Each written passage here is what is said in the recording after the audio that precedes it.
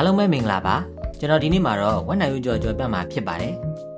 ပထမဦးဆုံးဝက်နံရိုးကိုရေဆေးတန့်စင်ထားပြီးတော့ဂျင်းကြက်သွန်ဖြူကြက်သွန်နီတို့ကိုထောင်းထားပါမယ်မုံနဲ့နာမည်ခွက်ထဲကိုဝက်နံရိုးထည့်မယ်ဂျင်းကြက်သွန်ဖြူကြက်သွန်နီထောင်းထားတာထည့်မယ်အချိုမုံနဲ့ငယ်ထည့်မယ်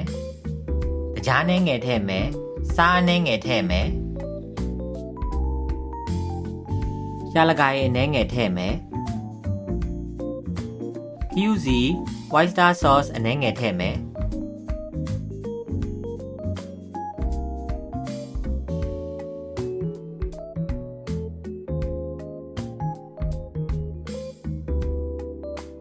မဲငါမြားရည်အကြည်အနည်းငယ်ထည့်မယ်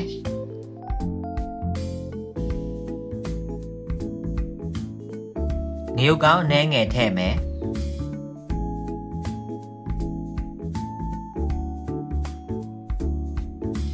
အကျော်မုတ်ထည့်ပါမယ်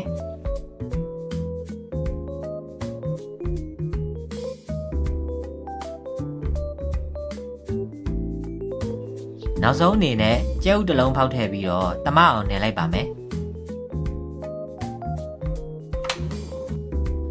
ပြီးရင်တော့စီပူအောင်တည်ထားပါမယ်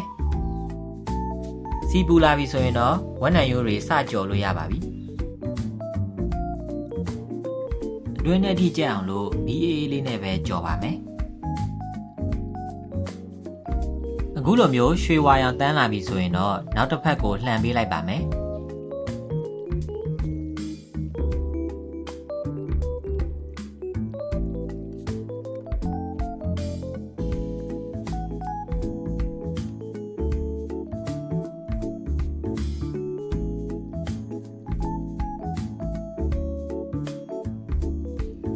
အခုအနေလားဆိုရင်ကြွရွလေးနဲ့စားလို့ကောင်းတဲ့ဝက်နံရိုးကြော်လေးရပါပြီဗီဒီယိုကိုအဆုံးထိကြည့်ရှုပေးတဲ့အတွက်ကျေးဇူးအများကြီးတင်ပါတယ်နောက်ဗီဒီယိုမှာဘာတွေချက်ပြပေးရမလဲဆိုတာကိုလည်း comment မှာရေးခဲ့လို့ရပါတယ်နောက်ဗီဒီယိုမှာပြန်တွေ့ပါမယ်